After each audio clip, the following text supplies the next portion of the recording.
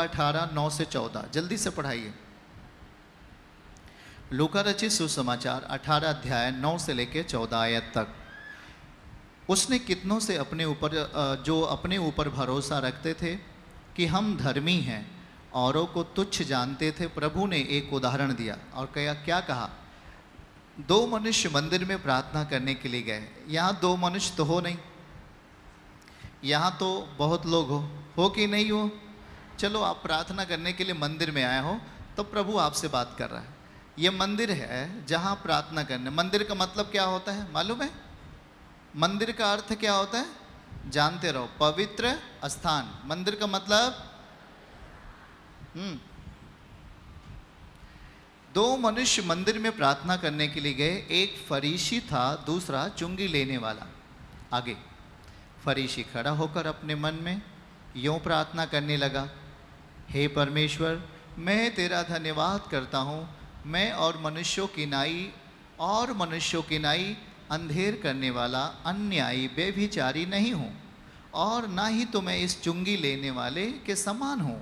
ये एक पहला इंसान प्रार्थना कर रहा है। दूसरा इंसान, और फिर वही कहता है, पहला इंसान ही कह रहा है कि मैं सप्ताह में 2 बार उपवास रखता हूँ, सब कमाई का 10वां अंश देता हूँ।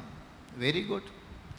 परंतु चुंगी लेने वाले ने दूर खड़े होकर, एक पापी इंसान दूर खड़े होकर स्वर्ग की ओर आंख उठाना भी ना चाहा, और वरन अपनी छाती पीट पीट कर कहा, हे परमेश्वर, मुझ पापी पर दया कर। और फिर तुरंत वहां लिखा क्या है, जल्दी से, मैं तुमसे कहता हूं कि वह दूसरा नहीं परंतु यही मनुष्य धर्मी ठहराया जाकर अपने घर गया। क्योंकि जो कोई अपने आप को परमेश्वर के राज्य में बड़ा बनाएगा वो छोटा किया जाएगा, और जो अपने आप को छोटा बनाएगा वो बड़ा किया जाएगा। आमीन। तो कभी कभी ऐसा होता है, 25 ग्राम वाला आदमी 100 ग्राम वाले को गाली देता है।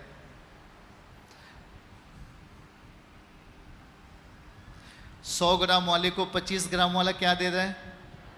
तो बेचारा क्यों सुन लेता है? वो चाहे तो उसे हरा सकता है, उस पर प्रबल हो सकता है, लेकिन वो उससे जानता है कि आदमी अभी अज्ञान है। वो फिर उसके गाली का जवाब नहीं देता, क्योंकि उसकी भक्ति क्या है? आत्मिक है। आमीन। बोलिए। 2 आदमी मंदिर में प्रार्थना करने के लिए गए। पहला आदमी फरीसी था जो प्रार्थना कर रहा था, और वो प्रार्थना करते करते सारी चीज़ें वो अपने जीवन में फॉलो कर रहा था, जैसा कि आप लोग भी करते हैं। आप उपवास रखते हैं, आप अपनी कमाई का 10वांश देते हैं, आप बीज बोते हैं, सब कुछ उसका सही था, उसने कोई गलत काम नहीं किया। लेकिन एक चीज़ उसके अंदर गलती थी, मालूम है क्या? वो उस व्यक्ति के ऊपर उंगली कैसे उठा रहा था। उसकी जो प्रेयर लाइन थी, उसका जो भाव था, वो अहंकार पूर्ण था। उसमें दया, उसमें नम्रता नहीं थी। जरा ध्यान से सुनिए। आप किसी उच्च अधिकारी के पास आप जाएं अपनी शिकायत लेकर और कहें, साहब मैं बहुत ही काश्तकार आदमी हूँ, साहब मैं करोड़पति हूँ, साहब मेरे पास 5 गाड़ियाँ हैं, साहब मुझे कोई कुछ कह नहीं पाता, परंतु ये शिकायत। वो आपको नीचे से ऊपर देखकर समझ जाएगा ये आदमी पक्का बुरा आदमी है। भाई, जब तू सब कुछ है तो अपना काम क्यों नहीं संभाल लेता? इधर से जा। वैसे फरीसी था, जब ये परमेश्वर के सामने खड़ा हुआ तो क्या कह रहा है? प्रभु कह रहा है कि भैया मैं अन्य मनुष्यों की तरह अंधेर नहीं करता। चलो सही बात है। अन्यायी नहीं हूं, बिल्कुल सही बात है। व्यभिचारी नहीं हूं, बिल्कुल सही बात है। और ना तो इस चुंगी लेने वाले के समान हूं, चुंगी लेने वाला पीछे खड़ा हुआ था, इसके समान नहीं हूं।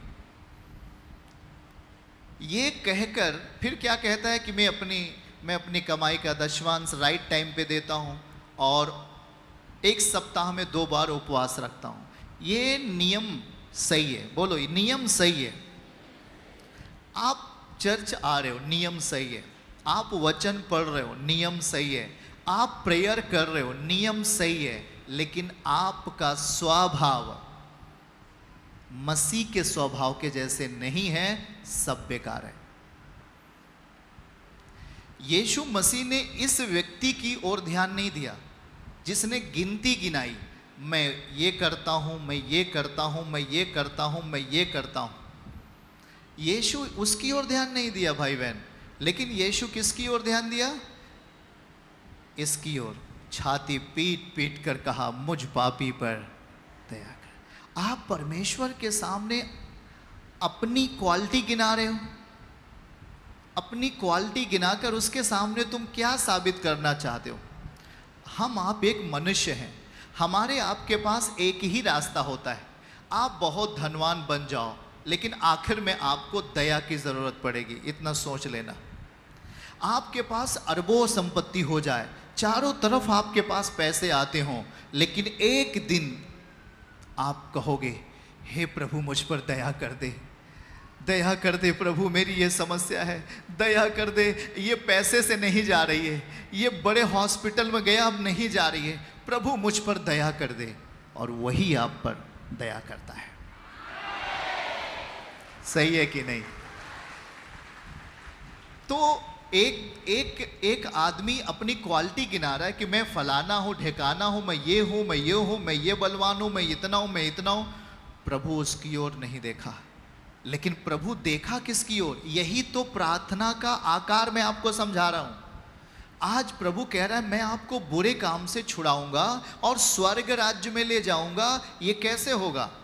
ऐसे होगा, फरीसी की तरह प्रार्थना करने वाला व्यक्ति, वो सारा नियम पूरा करता था, वचन पढ़ता था, पवित्रताई में जीता था, अपना नियम से टाइट बोता था, दशवंश बोता था, बुराई नहीं करता था, अन्याय नहीं करता था, लेकिन प्रभु उसे नहीं चाहा। हेलो भाई, जवान लोग सुन रहे हैं? प्रभु उसे नहीं चाहा।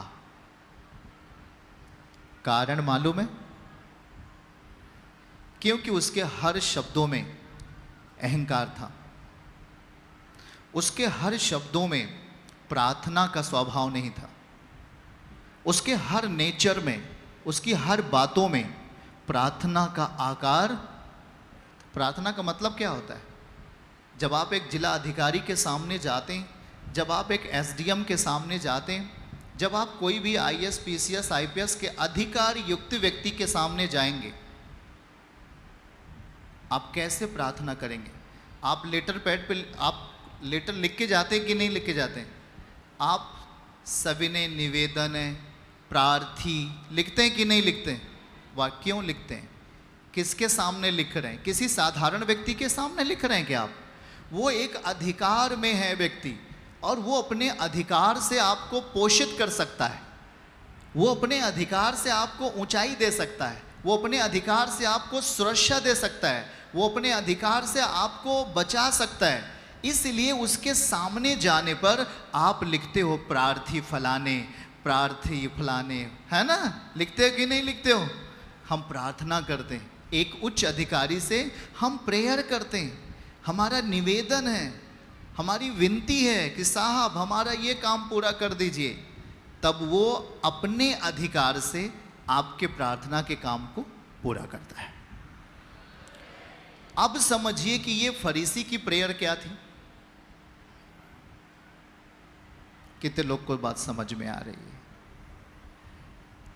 और जो चुंगी लेने वाला था उसको पता था मैं पाप में हूं, इसलिए परमेश्वर के सामने अपनी काबिलियत गिनाने से अच्छा है कि हे प्रभु, अगर मैं आज जिंदा हूं तो तेरे बदौलत, शाम को सोया अगली सुबह उठा तेरे बदौलत, तूने मुझे जीवन दिया है। और हे प्रभु, मैं पापी मनुष्य हूं, मेरे पाप क्या कर, क्षमा कर दे। प्रभु ने कहा, पहला वाला ने, वही व्यक्ति जो चुंगी लेने वाला था, प्रभु ने उसी को धर्मी ठहराया और स्वर्ग के राज्य में उसे बुला लिया। चर्च की सभी प्रार्थनाओं को और परमेश्वर के दास के द्वारा टीचिंग सुनने के लिए और अपडेट्स को जानने के लिए हमारे इस चैनल को सब्सक्राइब करें और साथ में बेल आइकन को जरूर दबाएं ताकि जब भी लाइव प्रार्थना हो तो सबसे पहले आप देख सकें।